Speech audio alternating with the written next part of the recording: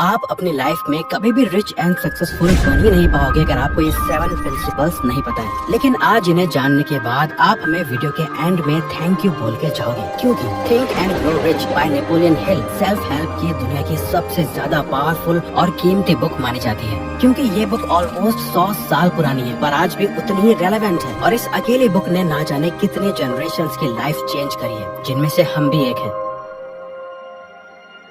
हमारी self improvement की journey में रिच एंड सक्सेसफुल बनने की शुरुआत भी इसी बुक से हुई थी, क्योंकि इसमें एक बहुत ही इंटरेस्टिंग कहानी है नेपोलियन हिल की, जो कि एक बिजनेस मैगजीन के जर्नलिस्ट थे और उन्हें एक मौका मिला उस टाइम के सबसे अमीर आदमी एंड्रयू कार्नेगी का इंटरव्यू लेने का। उस इंटरव्यू में कार्नेगी ने एक रिच माइंडसेट बिल्ड करने के ऐसे टाइमलेस प्रिंसिपल्स शेयर करे जो हमेशा हर वक्त हर किसी की लाइफ के लिए काम करते हैं। इवन आज भी नेपोलियन हिल ने अपनी जिंदगी के अगले 20 साल लगा दिए और वो 500 से भी ज्यादा सक्सेसफुल लोगों से मिले और हर एक की सक्सेस के पीछे ये प्रिंसिपल्स कॉमन थे। इस किताब से हमने टोटल 7 प्रिंसिपल्स सीखे, उन्हें अपनी लाइफ में अप्लाई करा और ऑनेस्टली इस बुक ने हमारी थिंकिंग इस वे में चेंज करी कि हम शॉक्ड रह गए थे। और इसकी टीचिंग्स की वजह से हम 99% लोगों से अलग बन पाए और आज अपनी ड्रीम लाइफ जी रहे हैं। इस वीडियो में हम अपनी सारी लर्निंग शेयर करने वाले हैं जो भी हमने इस बुक से सीखी है, वो 7 प्रिंसिपल्स जो आपको सक्सेस की गारंटी देते हैं। क्योंकि थिंक एंड ग्रो रिच की शुरुआत होती है एक सिंपल वर्ड से, डिजायर।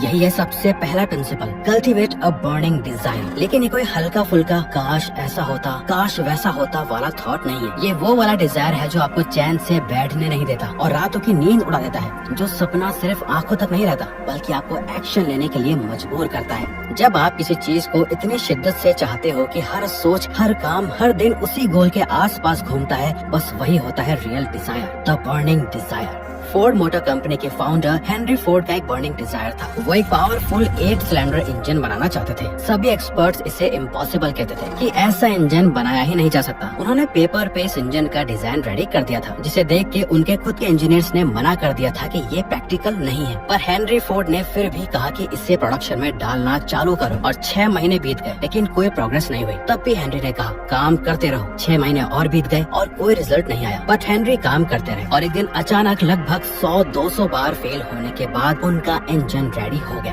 फोर्ड को ये सक्सेस उनकी बर्निंग डिजायर की वजह से मिली थी, जो हार मानने के लिए तैयार नहीं थे। मतलब एक ऐसा एटीट्यूड कि मुझे नहीं पता है कैसे होगा पर होके ही रहेगा, मैं इतना जानता हूँ। आपकी लाइफ में भी आपके जितने भी गोल्स हैं वो सभी अचीव नहीं होंगे, ये सच है, क्योंकि आपके ज्यादातर गोल्स एक तरह की विशफुल थिंकिंग है। आपके सिर्फ वही गोल्स पूरे होंगे जिनके पीछे एक स्ट्रॉन्ग बर्निंग डिजायर होगा। आज एक काम करो, अपने सारे गोल्स की एक लिस्ट बनाओ कि आपको लाइफ में क्या क्या चाहिए। आपके सारे सपने एक पेपर पे लिखो। अब एक एक करके उस लिस्ट को देखो और खुद से पूछो, इनमें से क्या ऐसी चीज है जो आपका बर्निंग डिजायर है। अब ये पता कैसे चलेगा? जब भी आप अपने उस गोल के बारे में सोचो तो आपको एक तरह की फीलिंग आनी चाहिए। फीलिंग ऐसी कि आपको पता हो कि आप ये काम कर सकते हो। आपको एग्जैक्टली नहीं पता कि ये कैसे होगा, कब होगा, बस आप इतना जानते हो कि अगर मैंने इस पे एकदम दिल से और मेहनत से काम करा तो मैं ये गोल अचीव कर सकता हूँ 100%। अच्छा, आपका वो एक बर्निंग डिजायर क्या है जिसे आप पूरे दिल से चाहते हो कि वो पूरा होकर रहे? हमें कमेंट करके बताओ, हम देखेंगे, क्योंकि ये आपकी लाइफ को एक डायरेक्शनल गोल देगा जिसे पूरा होना ही है, चाहे कुछ भी हो जाए। ये होगा आपका एक बर्निंग डिजायर। और जब आपको अपना बर्निंग डिजायर मिल जाए उसके बाद एक डेफिनेट पर्पस सेट करना है। Set a definite purpose.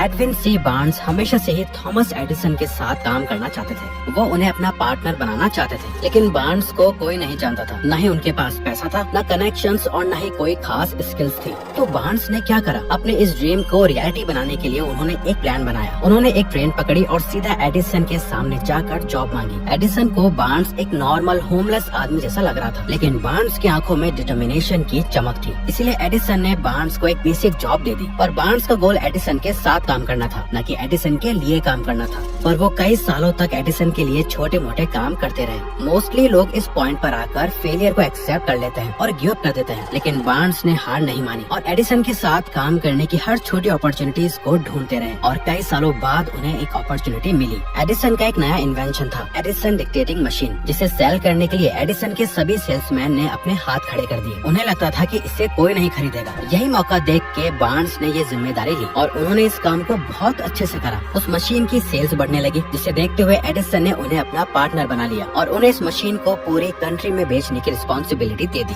तो इससे ये सीखने को मिलता है कि अगर देखो आपका जो भी बर्निंग डिजायर है ना, उस पर जब आप काम करने लगते हो तो वो आपका एक पर्पस बन जाता है, जिससे आप हट नहीं सकते। आप हर दिन उस पर काम करते हो, उस काम के बारे में सोचते हो, उस गोल तक पहुँचने का हर रास्ता ढूंढते हो और जो भी अपॉर्चुनिटी मिलती है उस पे अपना बेस्ट देते हो। हर एक फेलियर, हर एक डिसअपॉइंटमेंट आपको अपने गोल के, अपने पर्पस के और करीब ले जाती है। नेपोलियन हिल कहते हैं, riches do not respond to wishes, यानी एक रिच माइंडसेट वाला पर्सन विशेस को चेज नहीं करता, वो एक क्लियर और डेफिनेट गोल को चेज करता है। Exercise persistence.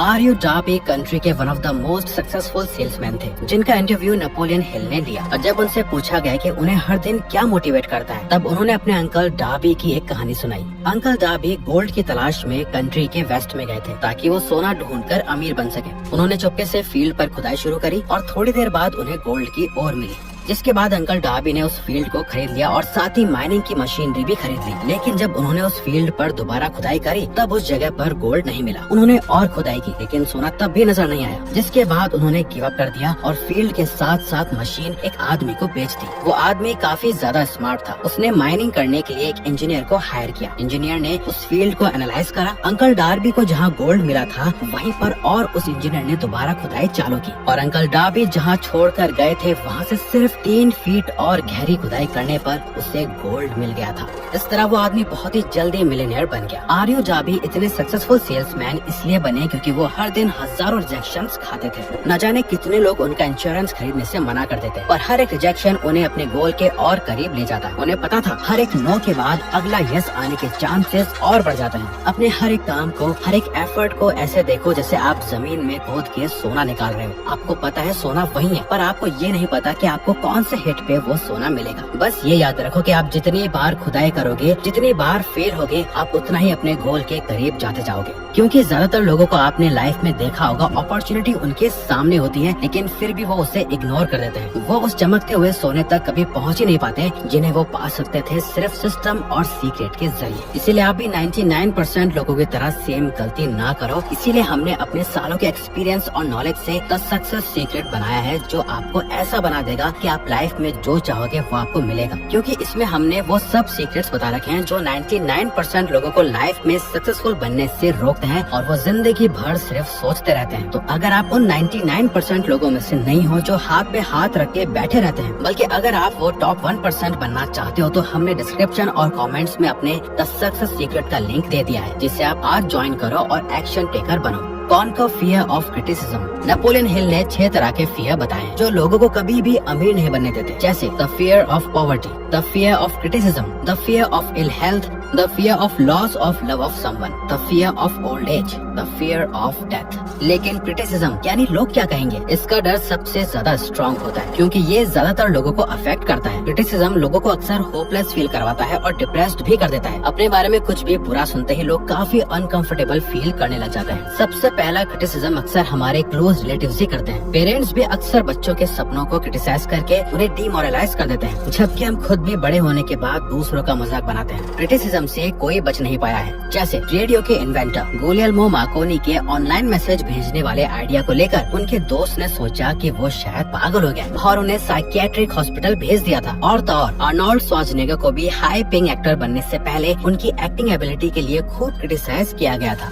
The fear of criticism और लोग क्या कहेंगे वाले थॉट्स लोगों के सपनों को शुरू होने से पहले ही खत्म कर देते हैं। ये बात समझो, आपका जो बर्निंग डिजायर है, जो आपका पर्पस है, वो सिर्फ और सिर्फ आपका है। इसमें किसी का भी एक्सेप्टेंस एक्सपेक्ट मत करो। कोई आप पर बिलीव करे ना करे, आपको खुद पर बिलीव करना है। और बाकी के 99% लोगों से अलग बनना है तो आपको सबसे पहले अपने द फियर ऑफ क्रिटिसिज्म को मारना होगा। The daily 6 steps. सिर्फ विश करने से और सोचने से वेल्थ नहीं मिलती, लेकिन वेल्थ को ऐसे स्टेट ऑफ माइंड के साथ डिजायर करना जो ऑब्सेशन बन जाए, और वेल्थ को अचीव करने के लिए डेफिनेट प्लान बनाना और उस प्लान को परसिस्टेंस के साथ फॉलो करना जो फेलियर को कभी एक्सेप्ट ही ना करे, ये सब मिलकर वेल्थ बनाते हैं। नेपोलियन हिल ने 6 स्टेप का एक्शन प्लान बताया है जिससे आप अपने डिजायर्स को वेल्थ में बदल सकते हो। वो स्टेप्स हैं: स्टेप 1, आपको एग्जैक्टली कितने पैसे चाहिए ये डिसाइड करो। स्टेप 2, डिसाइड करो कि इन पैसे के बदले में आप क्या दोगे, यानी क्या सेक्रीफाइस करोगे। स्टेप 3, एक एग्जैक्ट डेट डिसाइड करो कब तक आप उन पैसों को अचीव कर लोगे। स्टेप 4, एक डेफिनेट प्लान बनाओ और तुरंत उस प्लान पर काम शुरू कर दो, चाहे आप रेडी फील करो या नहीं। स्टेप 5, इन पहले 4 स्टेप्स को एक पेपर पर लिख लो। और फिर स्टेप 6, अपने लिखे हुए स्टेटमेंट्स को दिन में 2 बार जोर से पढ़ो, एक बार रात को सोने से पहले और एक बार सुबह उठते ही। और इसे पढ़ते वक्त इमेजिन करो कि आपके प्लान सक्सेसफुल हो ही चुके हैं। इन स्टेप्स को फॉलो करके आप अपने गोल्स और डिजायर को प्रैक्टिकल फॉर्मेट में कन्वर्ट कर लेते हो, जो फाइनली डेफिनेट पर्पस में बदल जाते हैं और आप उन्हें परसिस्टेंस के साथ फॉलो कर पाते हो। ये 6 स्टेप्स आपको रोज आपका ट्रैक दिखाएंगे, क्योंकि ये 6 स्टेप्स डायरेक्टली आपके सबकॉन्शियस से कनेक्ट होते हैं। Practise autosuggestion. We communicate with our subconscious mind by saying affirmations with emotion. Napoleon Hill कहते हैं कि हम अपने 5 सेंसेस की मदद से अपने सबकॉन्शियस माइंड तक पहुंच सकते हैं। इसका मतलब ये हुआ कि आप अपने सबकॉन्शियस माइंड तक पहुंचने वाले मटेरियल पर पूरा कंट्रोल रख सकते हो। बस आपको ये ध्यान रखना होगा कि आपके 5 सेंसेस किन चीजों के कांटेक्ट में आएंगे। सबकॉन्शियस माइंड से डायरेक्टली बात करने की एक पावरफुल टेक्निक होती है जिसे ऑटो सजेशन कहते हैं। ऑटो सजेशन तब होता है जब आप एक शांत जगह पर जाकर जोर से अपना डेफिनेट पर्पस या प्लान पढ़ते हो, लेकिन इस बीच आपकी बातों में फेथ यानी पूरी तरह से यकीन और इमोशन होना जरूरी है। जैसे फेथ का मतलब ये बिलीव करना या एक्सपेक्ट करना कि आपका डिजायर जरूर पूरा होगा। इमोशन और फीलिंग भी बहुत जरूरी है, क्योंकि जब इमोशंस आपके वर्ड के साथ मिक्स होते हैं तभी उन्हें पावर मिलती है। जो भी थॉट्स इमोशंस और फेथ के साथ इमर्ज होते हैं वो हमेशा सक्सेसफुल होते हैं। Maintain a positive attitude.